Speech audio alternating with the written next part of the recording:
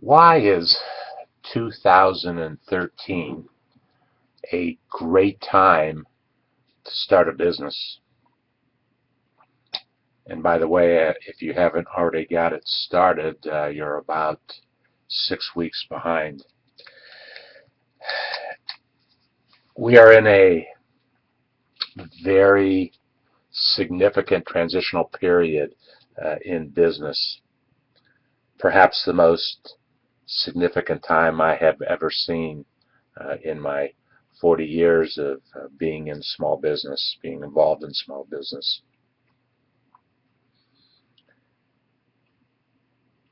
People will say that, oh, the economy is horrible, now's not the right time. I have, well, first of all, the economy,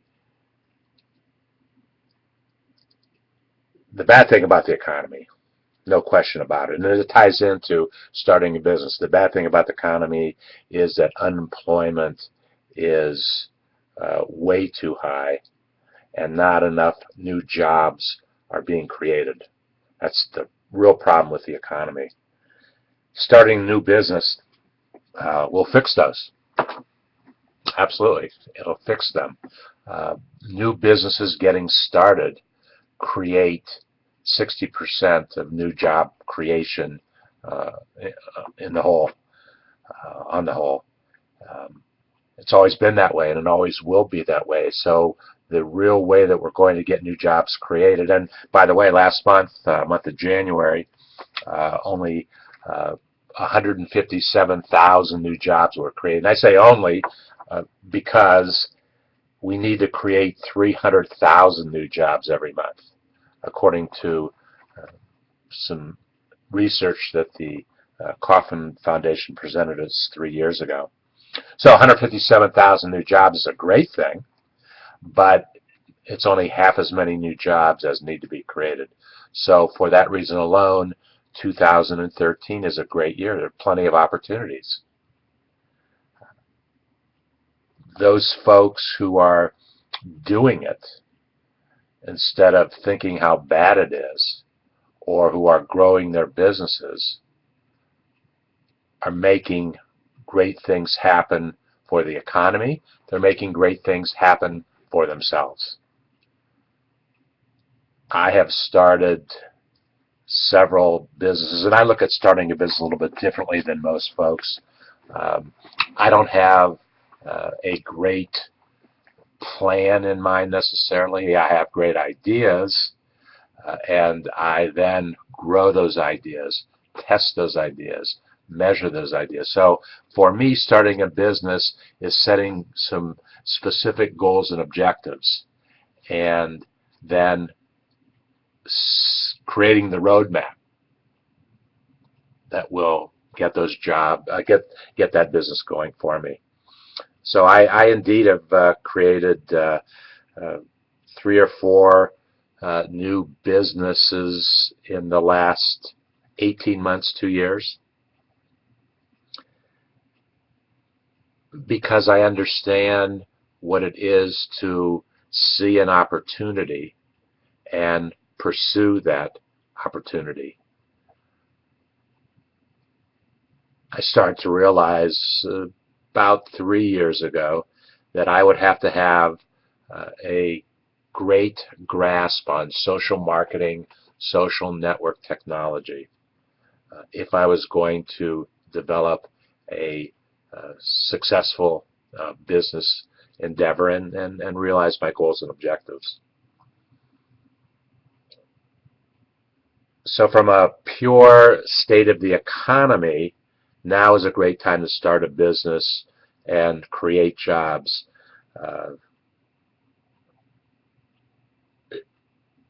The unfortunate thing about creating jobs in today's marketplace, and that's really for the people who have already created jobs in the past, it costs more to create a new job than it ever has before. No question about that. And it's going to get even more expensive to create new jobs because in on January 1st, 2014, when healthcare mandates must be in place and be working, that in and of itself makes it more to start to create a job when healthcare has to be provided. So the flip side of that argument is that if you have to provide healthcare for your employees if your company has 50 or more employees, and you will get penalized if you don't, starting on January 1st, 2014. So new businesses can get started. The question will become, because of the cost of creating new jobs, how large will a business really grow to? Maybe there's a new business model for how large a business, the average business. There's certainly some businesses that need 100 people to get started. That's few and far between. We're basically targeting and understanding those businesses that might be micro businesses that could grow into larger businesses.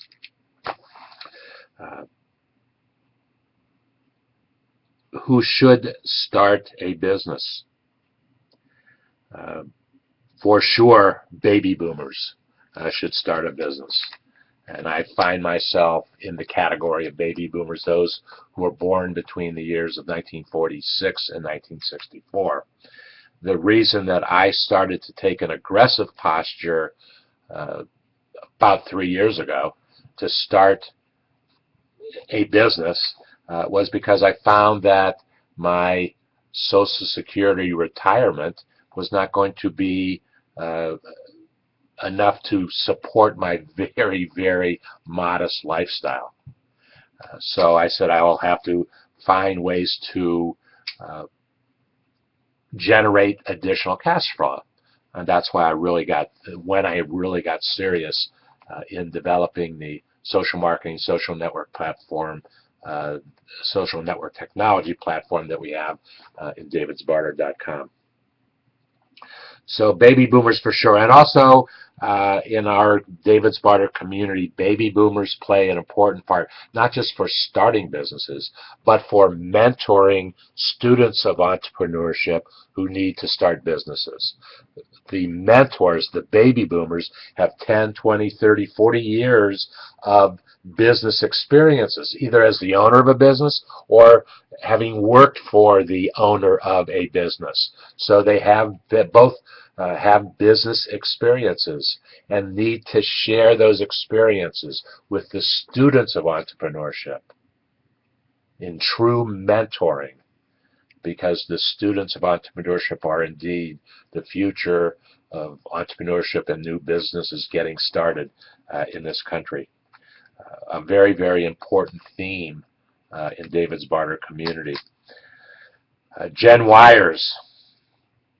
Baby boomers, many baby boomers are the parents of Gen Yers, as I am. I have two Gen Yers sons born after 1980. And now is a great time for a Gen Yer to start a business, particularly one who went to college and is in the job market looking for a job. Why look for a job? Why not create a job for yourself? So it's a great time for a baby boomer to start a business, a great time for a Gen Yer to start a business. And what types of businesses need to be started? Well, the list is endless. For sure, technology. If you have any kind of aptitude towards technology, get in there and do it. Find applications. Develop an application, as we have done. Just using our experiences of 40 years, our social marketing experiences, things that we've done, tested, tried, measured, shared with others, and trying to understand today's social network technology as best we possibly can, because that's how we target customers for our business. We have to know what communities they reside in. Times are different today than I've ever seen. They are more challenging in that there are all kinds of technology and communities where people find themselves. But it's not difficult to find a social community of, and market to that community. That's not the difficult thing. The difficult thing is understanding the technology. The social marketing principles have not changed. They will never change. What does change is how we communicate and with our customers, with our prospects to our business, how we communicate with them. Technology has made it very simple to find out where they are, to provide good customer service. Technology has never been better than it is right now. And just how we use information to find people, to find customers, to maintain customers, to understand what their behaviors are, that technology has never been better than it is right now.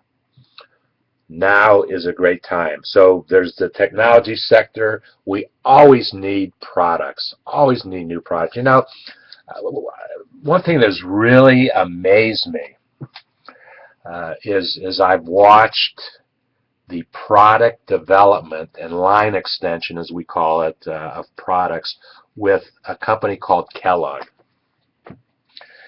We have been eating Kellogg cereals for years and years. Ask the people in Battle Creek, Michigan, they'll tell you. But I have noticed in the last year, last 18 months, that the product extensions that Kellogg has gotten into are unbelievable. There's maybe 25, 30, 40, 50 new product line extensions that I've noticed that go beyond the traditional cereal. Well, Kellogg spent a lot of time, money, energy, resources, lots of data. They've been manufacturing cereal products for a long time, so they had the basic understandings in place. But now, with all these line extensions, they understood that people's lifestyles are changing, and they create products to aid in folks' lifestyle and the lives that they live.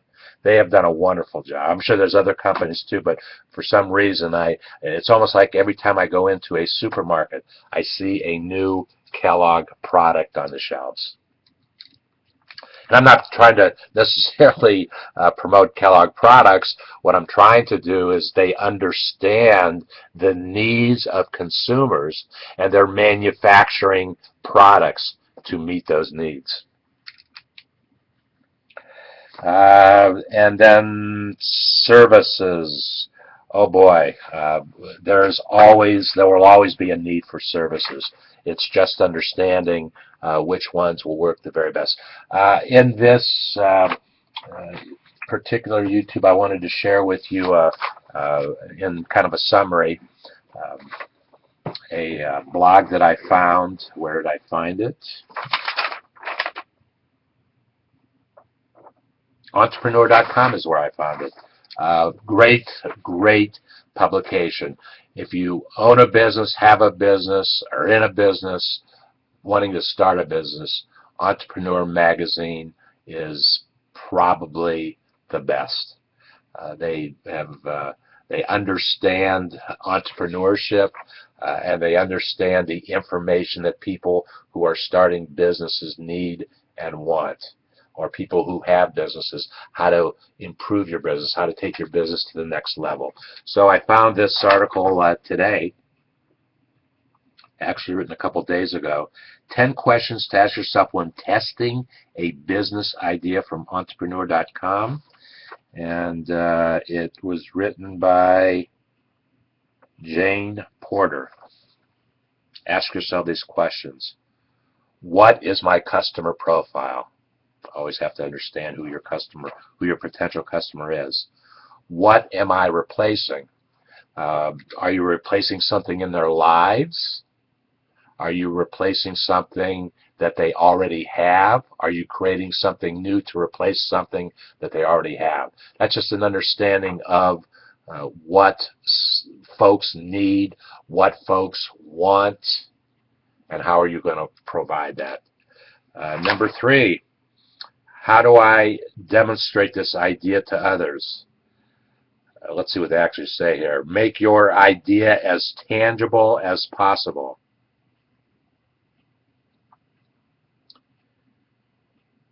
That might mean developing drawings or a working prototype, whatever it is. But you know what? The best way to do it is to ask. Ask the questions. If you have a business idea, create an idea of who your prospect is, then go out and talk to those folks before you spend a lot of time to see what they need and want, and then ask the question, if I can provide that for you, will you consider using my services, the product that I create? Get a commitment from those people. All too often we forget about who the customer is, who the customer should be. We have this great idea, but an idea is just an idea. It's only a great idea when it meets the needs and brings value to somebody's life, and they pay you for it. That's the great idea.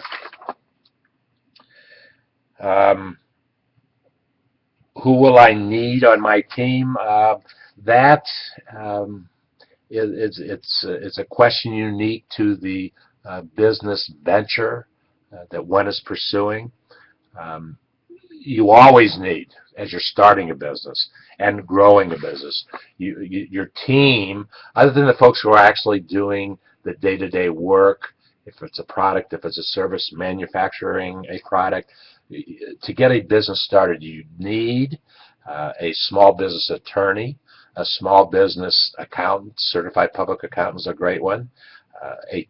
Someone who has an understanding of technology, specifically social network technology, a mentor, an entrepreneur, a successful entrepreneur who understands business and has many business experiences that they can share with you. A banker. A banker's always a good one to have on your team.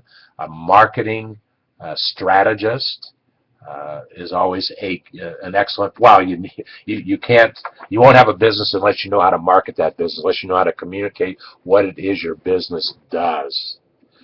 So a marketing person helps you understand that, and that might be your strength. That's what I do. I'm a marketing and sales person.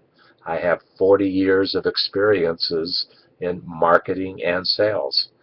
So that's the expertise that I bring to the marketplace. And along the way, I've started a lot of business ventures.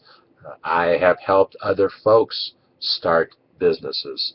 So I understand truly what it is to start a business, how to start it, how to grow that business. What resources do I need? Once again, it will all be dependent upon the type of thing that you need and want to do. One resource that you will need is money. Time and money. Time and money are the most important things for your business. We all have the same 24 hours a day, and so that is an equal playing field. It's how we use that 24 hours, and particularly if it's a business venture. Money is a different thing. Some folks have personal savings. One thing that you need to do when you start a business, you're going to have to make a personal investment so that if you ever go outside of your own personal savings, someone will see that you believe strongly enough in the business idea that you used your own money to do it. Now, you may get to a certain place where you've run out of money and you need to go to a bank. Tough place to go for money for a small business, particularly one that's starting. Very tough place. Although, take a good look at the community bank in your community, or community banks in your community. Venture capitalists. Venture capitalists usually are looking for the multi-million dollar, literally, investments because they have access to a lot of money to invest. So they don't typically are not interested in small businesses unless there's a big upside to that business, and they can invest $1 million or more dollars. A lot of money to be had is available in what we call the angel investors.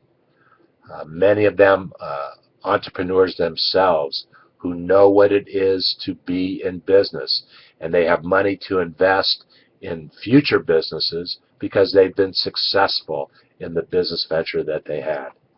Angel investors are, from the terms of outside investment, are probably the largest single group of investors for the smaller businesses, those ones just getting started.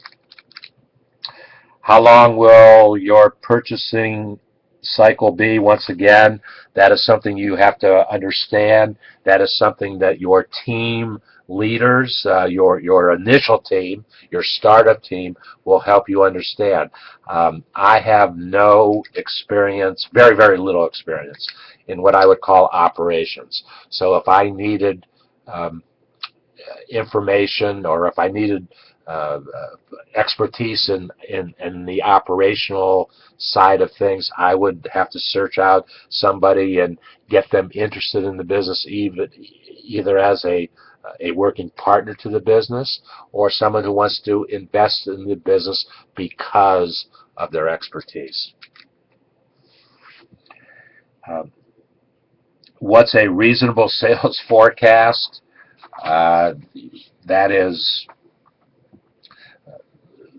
one of the biggest challenges to any startup business. What's the sales forecast? How much money, time, resources need to be invested before and as we are building customers and understanding the buying cycle of those customers. That's why the online world is a great place to get started, because millions of people are doing it, and it's a great place to get started because you don't need as many resources. And once again, technology really creates a level playing field, as they say. The technology available to the business startup is the same technology available to the multi-zillion dollar companies. The difference is the application of that technology to the specific, unique business idea. How much growth potential? You don't ever want to run out of growth potential. And once again, different business ideas, different business concepts all have different growth potentials.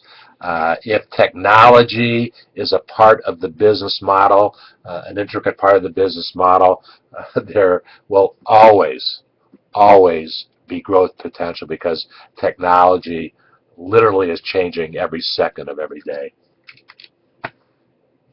Do I possess the necessary skills?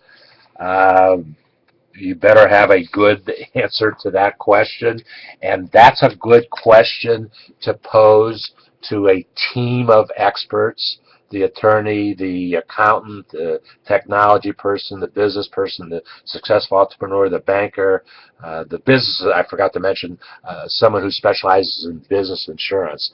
They're not needed immediately, but they're needed very early in the game, so that they can help you provide the insurances that you need for your business. That is an area that most small businesses fail. They look at insurance as an expense and hope and pray that they don't need it. But when you have insurance is proves to be the best investment any company makes when you need that insurance, because it's very expensive. If you need something, you don't have it, and if you had insurance, it would protect you. It might be the fire, it might be the flood, the natural disaster, the power outage, whatever it might be. Uh, Early in your development of a business, make sure you interact with someone who specializes in business insurance, not just health insurance, but health insurance, as I mentioned earlier, is very important. Can I see myself doing this for the next 2 years? That is always a question that outsiders are going to ask. You need to ask it of yourself first. Where do you see yourself 2 years from now? An outside investor will always ask you, what is your exit plan? If you achieve your business objectives, what do you plan to do? I never fully understood the concept of an exit strategy up until about 3 or 4 years ago, when I started to understand why you need an exit strategy. You have to plan for it. An exit strategy allows you to plan, allows you to build. If you don't have an exit strategy, you will be you might be entrapped with that business idea that you have. That might be a good thing. It might be a bad thing. But if you have a specific plan and strategy in mind, then you can work towards that and measure yourself against that. Okay, those are 10 questions to ask when targeting a business idea. Our next YouTube or our next Google Plus Hangout will happen either later today or certainly tomorrow. If you want to get invited to our Google Hangouts, and that's the way things are working right now, not by our design, by Google's design, please send me your email address. A couple ways to do that. You can send me an email, smallbizdavid@davidsbarter.com. The best way to do it is to go to smallbizdavidfoundation.org, and on the right-hand side of the page there's a red box, 4 fields of information. Fill out the information, and when you submit it, that email, if you will, comes directly to me. So that's another good way to ask me questions, share some thoughts, get involved, whatever it might be, and get invited, get on the invite list to our Google Hangouts. Thank you for your time today, and we look forward to the next time that we get together.